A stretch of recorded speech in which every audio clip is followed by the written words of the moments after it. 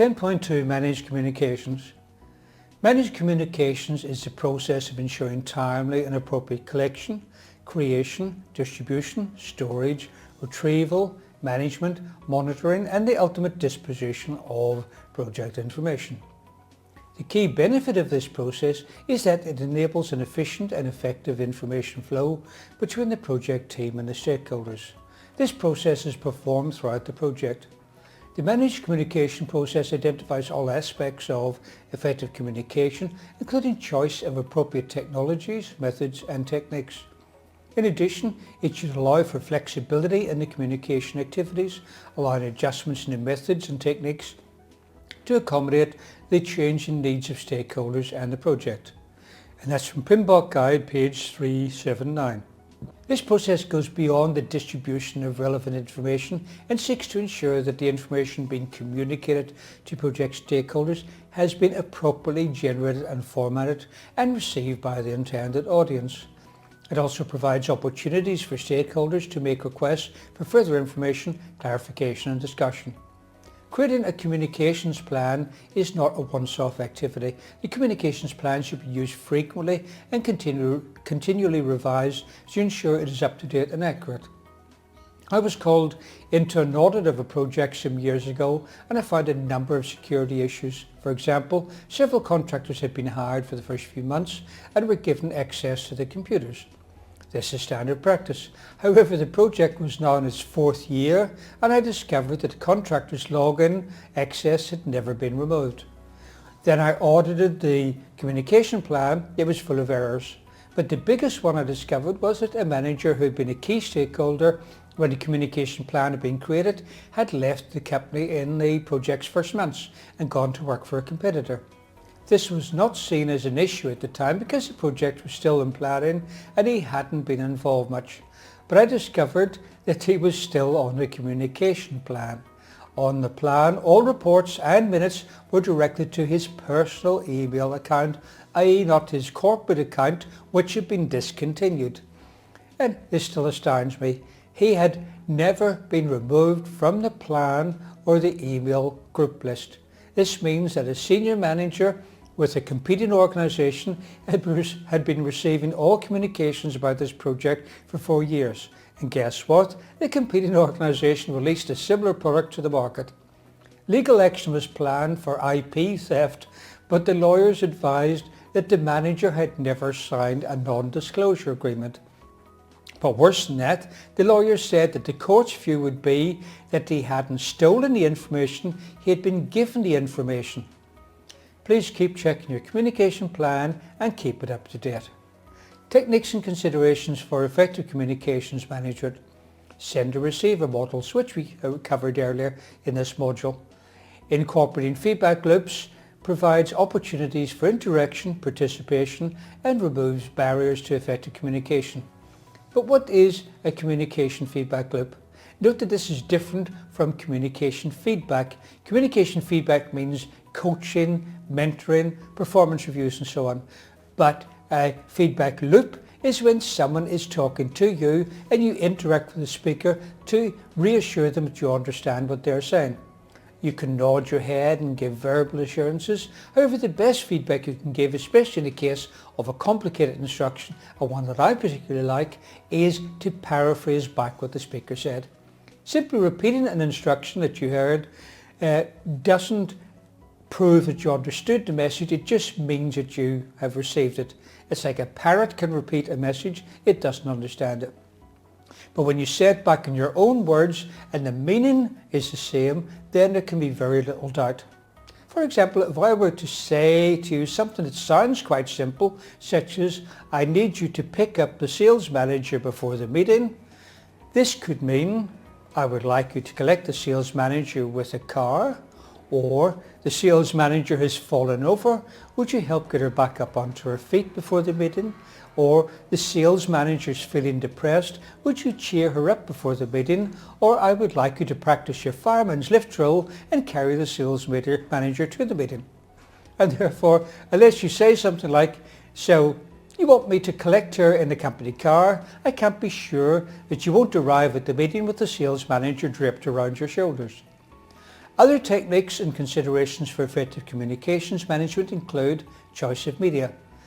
Decisions about application of communications artifacts to meet specific project needs, such as when to communicate in writing versus orally, when to prepare an informal memo versus a formal report, and when to use push-pull options and choice of appropriate technology. The writing style, appropriate use of active versus passive voice, sentence structure and word choice. An example of active versus passive voice, a passive sentence is, the level of detail was the result of hard work from the team. An active version of this sentence could be, hard work from the team ensured a high level of detail. Active sentences are more powerful, but they can be overdone. You need passive sentences too. It takes you to strike the right balance, and it takes some experience for that. It's like if you think about watching a comedy show from the US and they play recorded laughter after every single sentence, even sentences aren't funny. So make sure you don't end up with an all active sentence report, or all passive of course. Meeting requirements, preparing an agenda, inviting essential participants and ensuring they attend. Dealing with conflicts within the meeting or resulting from inadequate follow-up of meetings and actions or attendance of the wrong people. Presentations, awareness of the impact of body language and design of physical aids. Facilitation, building consensus and overcoming obstacles such as difficult group dynamics and maintaining interest and enthusiasm among group members. Active listening. Listening actively involves acknowledging, clarifying, confirming, understanding and removing barriers that adversely affect comprehension. Manage communication inputs. Number 1, project management plan.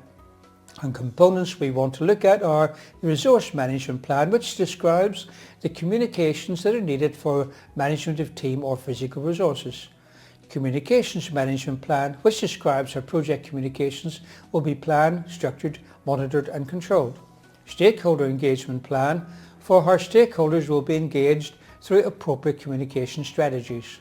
Input number 2, project documents.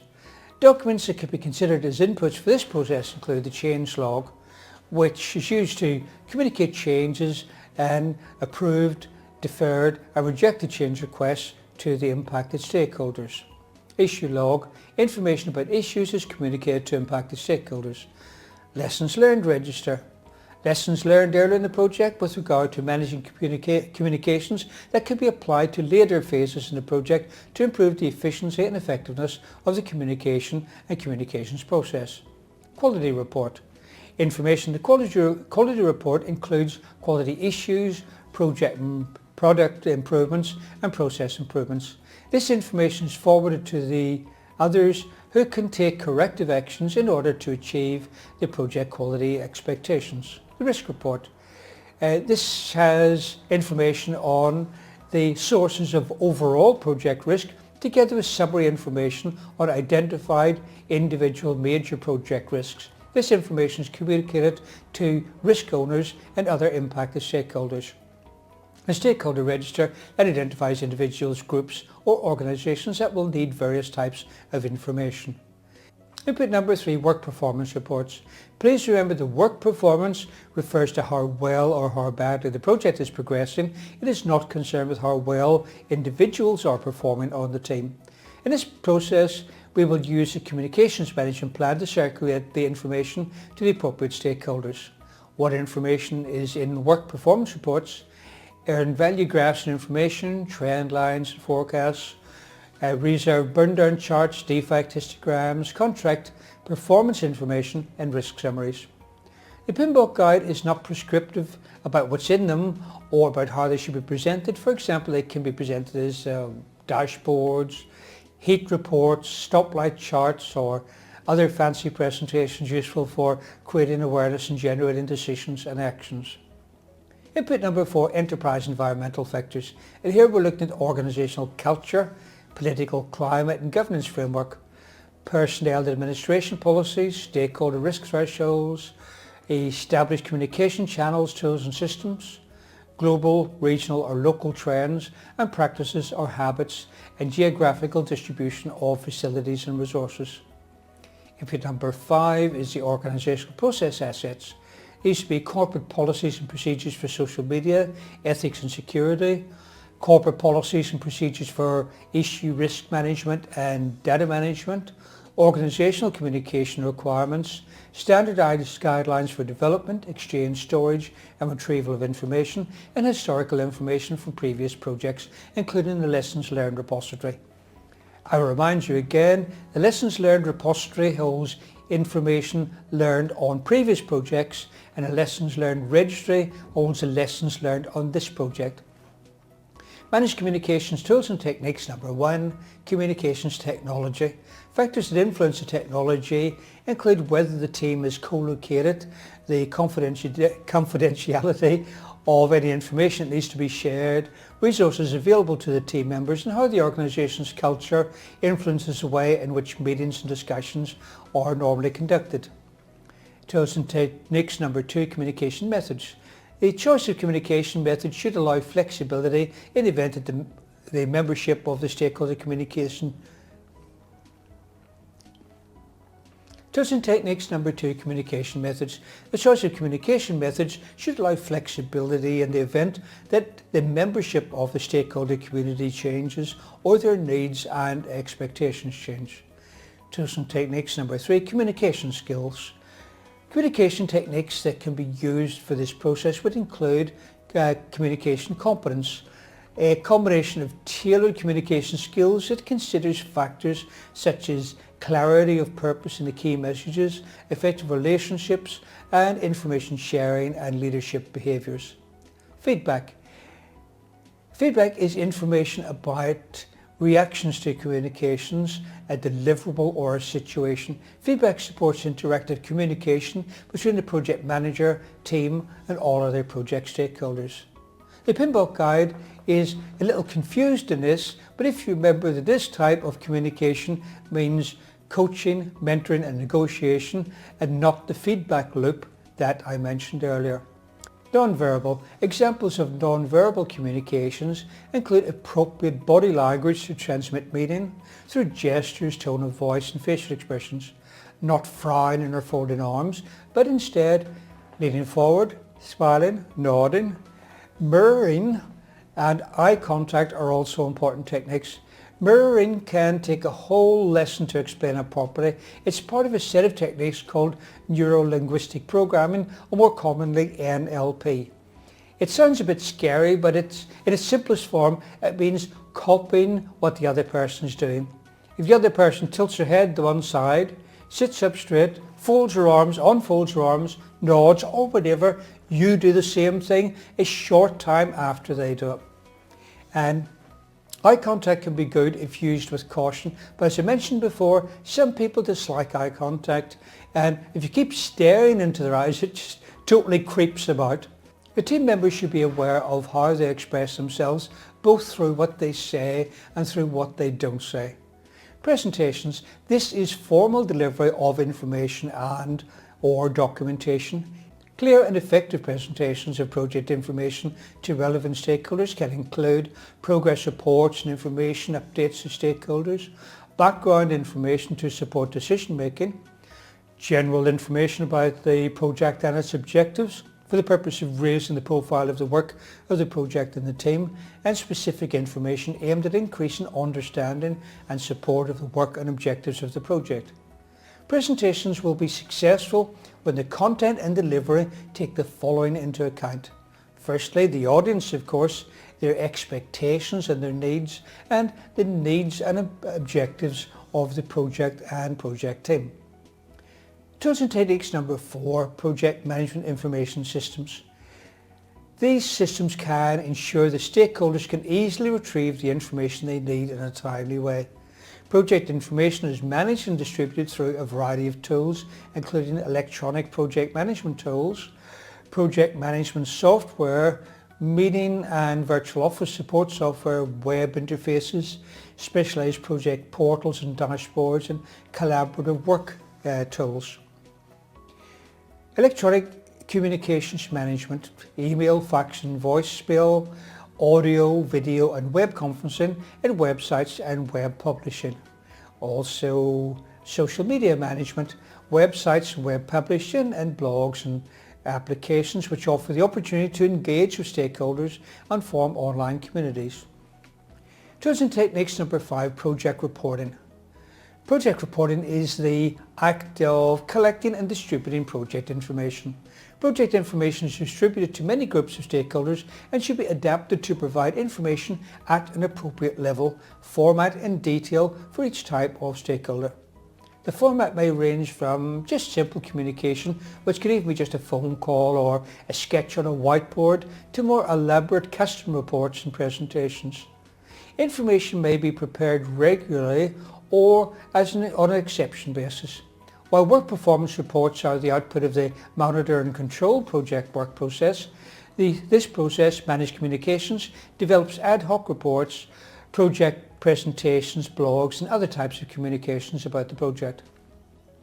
Tools and techniques number 6, interpersonal and team skills. These can be active listening. Active listening includes acknowledging, clarifying, confirming, understanding and removing barriers that adversely affect comprehension.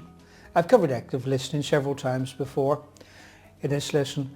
Also, there would be conflict management, cultural awareness, meeting management.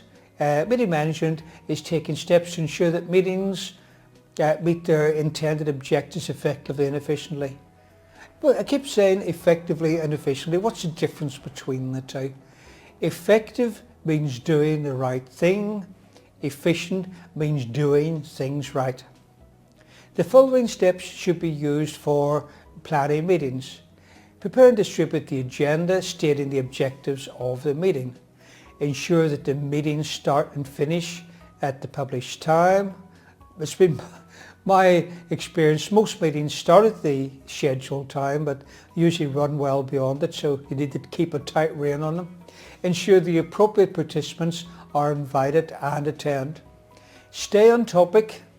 I know it's good to share about what the kids are doing and what you're doing on holiday and your latest car, but please try and stay on topic to keep people interested. And if you stay on topic, people are more likely to turn up to the next meeting. Manage expectations, issues and conflicts during the meeting. Record all actions and those who have been allocated the responsibility for completing the actions. Networking is interacting with others to exchange information and to develop context. This is done in a more laid-back, relaxed, informal atmosphere. Networks provide project managers and their teams with access to informal organizations to solve problems, influence actions of other stakeholders and increase stakeholder support for the work and outcomes of the project, thus improving performance. You've probably heard of water cooler meetings and car park meetings. These and any other meetings in this relaxed, informal atmosphere can be good opportunities for networking. And in fact, one of the companies I used to work for, I used to keep asking to meet with the CEO. He was always too busy, couldn't meet me. And I discovered that he used to go shopping every Thursday at the local supermarket. So I started going shopping on Thursday too. And I used to bump into him. We would chat there and get things done on my project. So it doesn't always have to be formal. Political awareness. Everyone has their own agenda, and that's not necessarily a bad thing, but if you can see what the agenda is, you have the opportunity for gaining their support and working towards a win-win outcome. Tools and techniques number 7, meetings. Meetings support the actions defined in the communication strategy and communications plan. Nothing more I can say about that. Managed communications, outputs. Output number 1, project communications. The project communications artifacts may include performance reports, deliverable status, schedule progress, costs incurred, presentations, and any other information required by stakeholders. Output number 2, project management plan updates. Would be any change to the project management plan. They have to go through the organization's change control process via a change request, just in case you've forgotten. I've said it 1,000 times. Components of the project management plan may be updated as a result of carrying out this process include communications management plan. When changes are made to the project communications approach as a result of this process, these changes are reflected in the project communication plan. The stakeholder engagement plan. Stakeholder engagement requirements and agreed upon communication strategies are updated as a result of this process. Output number 3, project document updates, would include the issue log, the lessons learned register, which we've talked about many times. We'd have the project schedule. The project schedule may be updated to reflect the status of communication activities. There's a risk register because you might have come up with new risks associated with managing communications. The stakeholder register would be updated with information regarding communications activities with project stakeholders, and that brings us to the end of Managed Communications. The next lesson is 10.3, Monitor Communications. And please read the corresponding chapter of the PMBOK guide before watching the video, and that will help me communicate with you better.